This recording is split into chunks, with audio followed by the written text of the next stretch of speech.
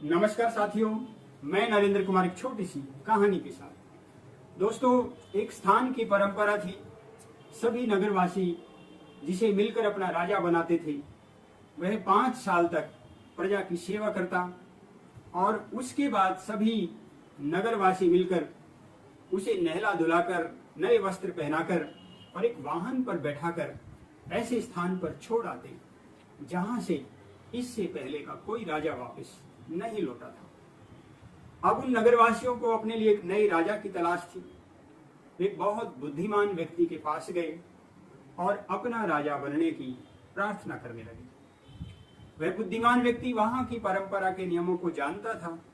इसके बावजूद भी उसने वहां का राजा बनना स्वीकार किया। सभी नगरवासियों ने नया राजा मिलने की खुशियां मनाई, परंतु नवनियुक्त राजा को चैन कहां। उसे यही जानने की उत्सुकता थी, वह कौन सी जगह है जहां 5 साल बाद ये सभी नगरवासी मिलकर पुराने राजा को छोड़ आते हैं। उसने अपने कुछ गुप्तचरों को साथ लिया और उस जगह को खोज निकाला। उस नवनियुक्त राजा ने देखा वहां बहुत सारे खूंखार जंगली जानवर रहते हैं, कोई फलदार पेड़ भी नहीं है, वन इतना बीहड़ है, इतने झाड़ झंकार उसमें उगे हुए हैं कि एक स्थान से दूसरे स्थान पर गति करना भी संभव नहीं है। और उस राजा ने यह भी देखा कि वहां बहुत सारे मृत राजाओं की डेड बॉडी पड़ी हुई है। उसने अपना सारा ध्यान उस तरफ लगाया और सबसे पहले उसने वहां रहने वाले खूंखार जंगली जानवरों को किसी दूसरे स्थान पर शिफ्ट करा दिया। झाड़ झंखाड़ों को काटा, जंगल को साफ कराया, जंगल में पेड़ों की संख्या को भी थोड़ा सा कम किया और वहां खेती करने के लिए बहुत सारी जमीन को समतल किया। खेती होने लगी, बहुत सुंदर सुंदर वहां पार्क बनवाए और ऊंची ऊंची इमारतें बनवाई। यह सारा करने के बाद ही उस राजा को चैन मिला। उस राजा ने अपना पूरा 5 साल का जीवन बहुत सादगी से बिताया और जो भी वह बचत करता वह सारी उस स्थान पर लगा देता जहां उसे 5 साल बाद जाना था। जब राजा के 5 साल पूरे हुए तो सभी नगरवासी मिलकर राजा को 5 साल पहले जो उनसे करार हुआ था उसे याद दिलाया और कहा, हम आपको नहला धुलाकर, नए वस्त्र पहनाकर, एक वाहन पर बैठाकर उस स्थान पर छोड़कर आएंगे जहां हम आपसे पूर्ववर्ती राजाओं को छोड़कर आए। और आज तक कोई राजा वहां से वापस नहीं लौटा। इससे पहले जितने राजाओं को वे छोड़ कर आते थे तो उस समय राजा बहुत डरे हुए होते थे, परंतु वे हैरान थे कि यह कैसा राजा है।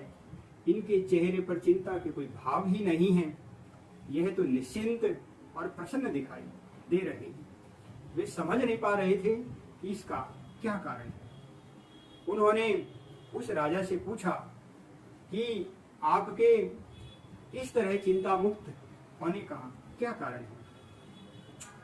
वह राजा सभी नगरवासियों को अपने साथ उसी स्थान पर ले गया जहां वे सारे लोग 5 साल के बाद राजा को छोड़ कर आते थे। सभी नगरवासी हैरान हुए कि जहां इतना खतरा होता था, जहां खाने पीने की कोई वस्तु नहीं होती थी और जहां से लौटना नामुमकिन था, उस स्थान पर लहलहाती फसलें हैं, सुंदर सुंदर पार्क हैं और ऊंची ऊंची इमारतें हैं।